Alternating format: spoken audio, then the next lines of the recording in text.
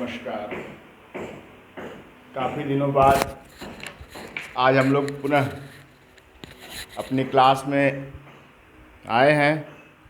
हमें लगता है कि 3 से 4 दिन हो चुके हैं। हम लोगों ने अपनी टैलेंट्स ग्रुप की क्लास को और फ्री ईडू गोल्ड की क्लास को, दोनों में कोई ख़ास प्रगति नहीं कर पाए। उसके पीछे कई कारण हैं। कुछ आप लोगों की रुचि और कुछ हमारी अरुचि। आप लोगों की रुचि हमारे प्रति इतनी ज़्यादा है कि आप लोग मुझे जानना चाहते हैं कि ये क्या हो रहा है, और मेरी अरुचि इसलिए है क्योंकि आप लोग को विश्वास नहीं है कि कोई व्यक्ति सचमुच में भी free education system talents Facebook के माध्यम से दे सकता है। आपको विश्वास नहीं है। You all are curious but you are not following the rules, you are not following the way how to learn. You all are enjoying just what is the post, what is the detail of the material and what is the meaning of these things। इसका मतलब ये है ज़रूर कि यहाँ variation है, इसीलिए इसका नाम टैलेंट्स रखा गया है। इसमें बहुत सारी समस्याएं हैं। कभी हम देश के बारे में बात करते हैं, कभी हम पुरानी उन बातों नेशनल फैसिलिटी के बारे में बात करते हैं, एक बड़ी नेशनल फैसिलिटी है। कभी हम बहुत बड़ी बड़ी संस्थाओं के विषय में जो कार्य हो रहे हैं उसके बारे में चर्चा करते हैं। कभी हम हायर एजुकेशन में क्या परिवर्तन होने चाहिए उस पर भी चर्चा करते हैं। कभी हम सत्य बोलना चाहिए, सेल्फ बिलीव विश्वास करना चाहिए, अपने कमिटमेंट को पूरा करना चाहिए, उस पर बात करते हैं। कभी हम फ्री एजुकेशन बच्चों को क्लास 12 तक दिया जाए, इस पर बात करते हैं। गिलोय की खेती पर भी बात करते हैं। लेकिन इन सारी पॉजिटिव चीज़ों के होने के बावजूद किसी भी व्यक्ति को ये विश्वास नहीं है कि क्या 3 रुपये या 5 रुपये खर्च करके प्राप्त किया जा सकता है गिलोय जैसा पौधा। मैं कल गांव में गया था, बहुत सारे लोगों से मिला। लोगों का कहना है कि मेरे पेड़ पर तो गिलोय ऐसे ही पड़ी हुई है, आपको लगवाने की ज़रूरत क्या है। बात सही है। एक व्यक्ति के पास अगर गिलोय है तो पूरे समाज का तो कल्याण हो नहीं सकता। रामदेव जी गिलोय ऐसे ही बना के बेच रहे हैं, हमें क्या ज़रूरत है। विश्वविद्यालय की किसी भी योजना को मखौल उड़ाना, विश्वविद्यालय या अच्छी चीज़ों का किसी भी तरीके से अविश्वास करना एक सामान्य प्रक्रिया है। ऐसा क्यों है? इसके पीछे कारण है। हमारी पिछली सरकारों ने कुछ ऐसे करतब किए हैं जिसमें योजनाएं तो आई हैं, योजनाएं लागू भी हुई हैं, पैसे खर्च भी हुए हैं, लेकिन लोगों के बीच में विश्वास नहीं पैदा हो पाया कि हाँ ये जो चीज़ है वो एकदम सही है, कंक्रीट है, और इसको अगर हम फॉलो करेंगे, इसका अनुपालन करेंगे तो हमें इसका लाभ वैश्विक स्तर पर मिल सकता है। हमें कोई कहने का अधिकार ही नहीं है इन बातों को, लेकिन ये मेरा अनुभव है। और चूंकि नाम होने के कारण ये सारी समस्या केवल नाम की है। नाम मेरा कुछ ऐसा ही है कि मैं अगर बदल के नाम रख लूँ तो ज़्यादा अच्छा रहेगा, लेकिन नाम ही ऐसा है कि मुझे झूठ बोल नहीं सकता। सत्य के करीब रहते हुए समाज की सेवा करनी मेरी मजबूरी है। और इस परिस्थिति में जब मैं अपने विषय में, अपने केंद्र के विषय में, अपने वैज्ञानिक होने के विषय में कुछ पुराने दस्तावेजों को दिखा के अपनी आइडेंटिटी को प्रूव करता हूँ फेसबुक के सामने, जिससे कि लोग ये समझें कि हाँ ये जेन्युइन आदमी है, ये फेक आदमी नहीं है, उसको क्या लिया जाता है? उल्टा लिया जाता है। उसको उल्टा लिया जाता है कि इसमें कोई ऐसी दिक्कत है, ऐसी बात है जिसके कारण जो है ये इसके विद्रोह नहीं, कोई विद्रोह नहीं है। हम तो अपनी पर्सनालिटी को आपके सामने दिखा रहे हैं, हम व्यक्त कर रहे हैं कि हम सत्य बोलते हैं, हम सत्य पर अडिग हैं। और आपको जो भी योजना दी जा रही है यहाँ पर, चाहे गिलोय हो, फ्री एजुकेशन हो, टैलेंट डेवलपमेंट प्रोग्राम हो, वो पूरी तरह से सत्य है। इसके पीछे एक कारण है। जब लॉकडाउन शुरू हुआ था उसके थोड़े ही वक्त में मैंने कुछ ऐसी चीज़ों पे चर्चा की जिसमें कि कोरोना के बढ़ते हुए प्रभाव के बारे में मैंने कुछ पोस्ट डाली थी। उस समय फेसबुक के माध्यम से मुझे बताया गया कि कोरोना पर अफवाह फैलाना ठीक नहीं है। मैंने इस बात का अनुसरण किया। मैंने माना कि यदि कोरोना के विषय में ही ज़्यादा चर्चा कर दी जाए तो समाज में एक भय व्याप्त हो जाएगा। आज भी कोरोना का कोई हल नहीं है। आज भी समाज को कह दिया गया कि चलना है और लोग आज भी चलना शुरू कर दिए हैं। आज 1 जून है। इस परिस्थिति में मेरे द्वारा पिछले 1.5-2 महीने में किया गया ये जो प्रयास है ऑनलाइन टीचिंग के माध्यम से, अभी तक तो केवल एकल ही रहा है। अभी तक इसमें कोई ऐसा प्रबंध नहीं, मेरी ऐसी कोई बड़ी टीम नहीं जुड़ पाई जिससे कि मैं हर सब्जेक्ट पर हर पर क्लास दे पाऊँ। लेकिन मेरे पास जो क्षमता थी टैलेंट डेवलपमेंट के लिए, सेल्फ डिसिप्लिन के लिए 4-5 क्लास देना, छोटी छोटी क्लास बना के उन चीज़ों को आपके सामने रखना, उसको मैंने अभी तक चालू रखा है। हमारे साथ कुछ फैकल्टी ऐसे हैं जो केमिस्ट्री क्लासेस दे रहे हैं, कुछ और लोग हैं जो मोटिवेट करना और इन चीज़ों में विश्वास रखते हैं, वो भी क्लास दे रहे हैं।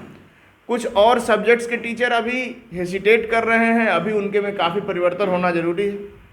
ये तो मैंने पहले ही क्लासों में बता चुके हैं कि 100 में से 5% लोग ही आगे आएंगे, और वो भी कब आएंगे इसका कोई पता नहीं। 30 तारीख की डेट को मैंने प्रज्ञापराध और मैं नामक विषय से चर्चा करने के लिए रखा था। बीच में कुछ ऐसी घटना घट गई गांव के संबंध में, कुछ ऐसी घटना घटी, उसको भी हम लोगों ने शेयर किया है। उस कारण हमें गांव जाना पड़ा। कुछ गिलोय के संबंध में गांव वालों से चर्चा करनी थी। विश्वास जाना था कि ऑनलाइन से बता के थक गए, कोई उसको कर नहीं रहा है, इसलिए गांव जाकर समझाना, लोगों को विचार देना, व्यक्त करना, फॉर्म भरवाना या जागरूक करना, ये सब काम करना था। इसलिए मैं क्षमा चाहता हूँ, मैं प्रज्ञापराध और मैं पर मीटिंग 30 तारीख को नहीं कर पाया। लेकिन आज पुनः जब मैं सचेष्ट हूँ, मैं अपनी क्लासरूम में हूँ, तो मुझे लगा कि यदि हमने कमिटमेंट किया है, हमने वादा किया है, समाज के सामने कहा है, तो मुझे ज़रूर अपनी बात को रख देना चाहिए। कुछ डॉक्यूमेंट्स भी हैं हायर एजुकेशन रिसर्च के संबंध में जो काफ़ी पुराने हैं, आज के नहीं हैं, लेकिन वो मेरे सत प्रयासों की भूमिका को व्यक्त करते हैं। यह आज के दिन इसलिए पोस्ट किया गया है कि जब आप उसको पढ़ें तो आपको विश्वास हो कि हाँ, कोई एक नेशनल फैसिलिटी रन कर रही है, उसके पीछे कुछ कर्तव्य हमारे भी जुड़े हैं, कुछ महापुरुषों के जुड़े हैं, और कुछ कर्तव्य भी होने से शायद हैं, या उसकी भवन और बिल्डिंग सब कुछ बन चुकी है। ये अभी सत्य के घेरे में नहीं है। इसका सिर्फ एक मतलब है कि आप फेसबुक पर व्यक्त की गई मेरी कम से कम बात को सत्य मानना स्वीकार कर लें। अभी भी आपने इसको हंसी खेल का ही विषय बनाए रखा, ये बड़ा दुखद रहा। मैं जिसकी शेयर करता हूं उसे अप्रिशिएट करता हूं, जिसके ऊपर कोई कमेंट करता हूं तो मेरा बहुत ही विशेष होता है, तभी करता हूं। सत्य होना जरूरी है। हमारे गुरु ने मुझे बताया है, यदि आपको कभी भी 1 रुपया भी कमाना है तो आपको ब्रांड बनना होगा, आपको अपनी बात का धनी होना होगा, आपको अपने फील्ड में नंबर 1 पर जाना होगा। उसके बाद जब आप कोई प्रोग्राम लॉन्च करेंगे तो उसकी मार्केट वैल्यू रहेगी, लोग समझेंगे। और उन्हीं के कहने पर मैंने ये फ्री ऑडियंस पूरे फेसबुक के माध्यम से 25-30 हज़ार लोगों को जोड़कर, अपनी बात को रखकर, अपनी स्टोरीज बताकर, अपने पीछे जुड़ी हुई कहानियों को बताकर और मेरी क्षमताओं को दिखाकर कि मैं मोटिवेट कर सकता हूँ, मैं पढ़ा सकता हूँ, इन चीज़ों का इंटरव्यू एक तरह से दिया है समाज के सामने। चाहे किसी भी विचारधारा के व्यक्ति हो, कोई भी स्कूल हो, कोई भी विद्यालय हो, कहीं भी मोटिवेशन की ज़रूरत हो, डॉक्टर सत्यप्रकाश आप लोगों के लिए सर्वदा उपलब्ध है। आज की परिस्थिति में जब प्रज्ञापराध और मैं विषय पर चर्चा हो रहा है, तब मेरे छोटी छोटी बातों को लोग इस बात को ये मान सकते हैं कि ये क्या खिलवाड़ हो रहा है। हर शब्द का मतलब है, वहाँ लिखा एक शब्द भी बहुत महत्वपूर्ण है। आज मैं आपको अपने प्रज्ञापराध और मैं विषय पर एक तस्वीर देना चाहता हूँ। शायद उसके पश्चात आपको ये विश्वास हो पाए कि हाँ, 2, 4, 10 शिक्षक भी मिलके फ्री एजुकेशन गोल को पूरा कर सकते हैं। एक कुल बात इतनी सी है कि इस छोटी सी पत्रिका में शिक्षा पर उठाए गए सवालों के ऊपर जब चर्चा की गई और यहाँ काशी हिंदू विश्वविद्यालय में बैठे हुए कुछ शिक्षक जब पुरानी योजनाओं, जिसमें कि सन 2002 में global promotion of traditional medicine in view of institute industry relationship, इन 2 पेपरों पर चर्चा की गई, तब ये चर्चा का शुरुआत हुआ कि क्या हम लोग फेसबुक जैसे सोशल मीडिया ऑनलाइन टीचिंग के माध्यम से इन दोनों बिंदुओं को उजागर कर सकते हैं? क्या इन चीज़ों पर लोगों को व्यापक दृष्टिकोण बना सकते हैं? क्या हम लोग लोगों को जागरूक करके इन दोनों विषयों पर एकीकृत करके समाज का कल्याण कर सकते हैं? उस परिस्थिति में मैंने इस 30 तारीख की डेट के लिए प्रज्ञापराध और मैं इस भावना के साथ रखा कि कहीं कोई मुझे झूठ न समझ रहा। प्रज्ञापराध एक मेरे गुरु का दिया हुआ शब्द है। प्रज्ञापराध का मतलब होता है, प्रज्ञा मतलब बुद्धि, नई बुद्धि, बुद्धि, और अपराध मतलब जानबूझकर किया गया अपराध, जानकारी में किया गया अपराध। क्या कोई जानकारी में अपराध करने वाला व्यक्ति इतना स्वतंत्र हृदय से सारी बातों को, चाहे भला हो या बुरा हो, ऐसा कर सकता है? मैं आपसे जानना चाहता हूँ, क्या मैं प्रज्ञा अपराध करने का, शब्द ढोने का व्यक्ति हूँ? क्या मेरे द्वारा कोई प्रज्ञा अपराध हो सकता है किसी का? कोई भी ऐसा व्यक्ति अगर समाज में हो जो मुझे अभी भी पढ़ रहा हो, देख रहा हो और ये महसूस कर रहा हो कि प्रज्ञा अपराध जैसा शब्द मेरे लिए या मेरे कुटुंब के लिए कोई उपयोग करे तो कितना गलत होगा, पहली बात। दूसरी बात, मैं एक बड़ा गंभीर शब्द है। मैं एक ऐसा शब्द है, उसमें 3 चीजें हमारी समझ से अभी आती है। मैं का मतलब है स्वयं का भाव, मेरा भाव, मैं। दूसरा है अहंकार की गठरी, जिसके अंदर मैं आ गया, मैं, वो कभी पूर्ण नहीं हो सकता। इसलिए इस मैं को यदि छोटा कर दिया जाए और उस मैं को मेरी क्या उपयोगिता समाज के लिए हो सकती है, इस पर केंद्रित कर दिया जाए, तो शायद ये आत्मबोध हो जाएगा और ये प्रज्ञा अपराध पूरी तरह से समाप्त हो जाएगा। प्रज्ञा अपराध और मैं शब्द में 3 चीजें छिपी हुई हैं। प्रज्ञा मतलब प्रज्ञा और अपराध, और दूसरा स्वयं का भाव, अहंकार की गठरी और मेरी उपयोगिता। किसके अंदर मैं नहीं है? चाहे गांव में चले जाइए, चाहे शहर में चले जाइए, चाहे किसी भी जगह पे चले जाइए, ऑफिस में चले जाइए, सभी लोग अपने मैं के प्रभाव में कार्य कर रहे हैं। किसी को हम का प्रभाव नहीं है। हम मतलब हम सब एक हैं। मैं कुछ दिनों से हम सब एक हैं लिखना शुरू किया हूँ, मुझे नहीं लगता कि अभी कोई पढ़ रहा है। हम सब एक हैं पर भी एक चर्चा बृहद रखी जाएगी। ये पर्सनालिटी डेवलपमेंट का हिस्सा है। मैंने साफ साफ कहा है, आप अपनी समस्याओं को स्वर देना शुरू करिए। आप इस भ्रम में झूठे पड़े हैं कि आप अपने अंदर की चीज़ों को अपने अंदर रखे ही रह जाएंगे और वो चीज़ें आपको प्रकाशित कर पाएंगे, कभी नहीं। हम लाख अच्छी चीज़ों को बता दें, लेकिन अपने अंदर जो बुराइयां हैं, अपने अंदर जो कमियां हैं, जो संस्कार हैं, जो समस्याएं हैं, अगर उसको ही व्यक्त न कर पाए तो हमारा कुल मिला के कम्युनिकेशन और मोटिवेशन बेकार है।